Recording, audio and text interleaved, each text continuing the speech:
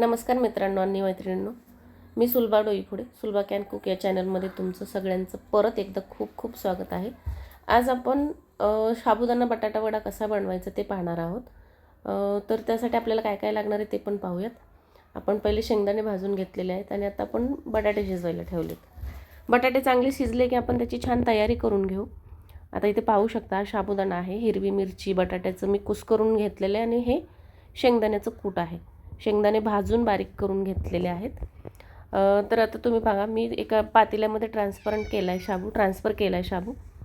त्याच्यामध्ये बटाटे घालून घेतलेले आहेत. आता हे छान आपण मॅश करून घेऊ, त्याचं एकजीव करून घेऊ सगळं. त्याच्यामध्ये हिरवी मिरची घालायची आहे, मीठ घालायचं आहे.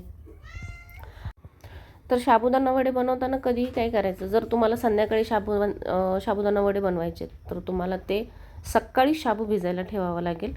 आणि जर तुम्हाला सकाळी साबुदाणा वडे बनवायचे आहेत तर तुम्हाला ते संध्याकाळी शाबू भिजवायला ठेवावं लागेल. म्हणजे त्याने काय होतं, प्रॉपर भिजला जातो आणि आपले शाबूचे वडे जे होतात ना ते खूप छान तयार होतात. ते फुटत पण नाहीत आणि विशेष म्हणजे विरघळतही नाहीत. आणि शाबू आपण ज्यावेळेस ते सारण एकत्र करतो ना तेव्हा ते हे होत नाहीत, काय म्हणतात त्याला, शाबू असा मॅश होतो चांगल्या प्रकारे. म्हणून मग तो त्या प्रकारे शाबू भिजायला ठेवायचा. आता आपण आपले वडे तयार करून घेतलेले आहेत. तुम्ही पाहू शकता छान असे वडे, खूप मोठे नाही आहेत, खूप छोटे नाही आहेत, मीडियम साईजचे वडे तयार करून घेतलेले आहेत. तुम्ही आता असं पाहू शकताय की तेलामध्ये आपण ते वडे सोडलेले आहेत सगळे. आता मस्त यांना फ्राय करून घेऊया, डीप फ्राय करून घेऊयात. आणि तुम्ही बघू शकता, तुम्ही असे बनवून नक्की सांगा कमेंट करून की कसे होत आहेत ते, कसे झालेत ते.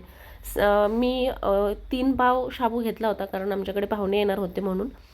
आणि आता त्याच्यासाठी मी 3 पाव शाबू घेतला होता, अर्धा किलो शेंगदाणे आणि अर्धा किलो बटाटा घेतला होता. आणि मिरची तुम्हाला तिखट जसं आवडतं त्याप्रमाणे तुम्ही मिरची घेऊ शकता. तुम्ही पाहू शकताय आपले साबुदाणा वडे तयार झालेले आहे. तुम्ही करून पहा आणि कमेंट करून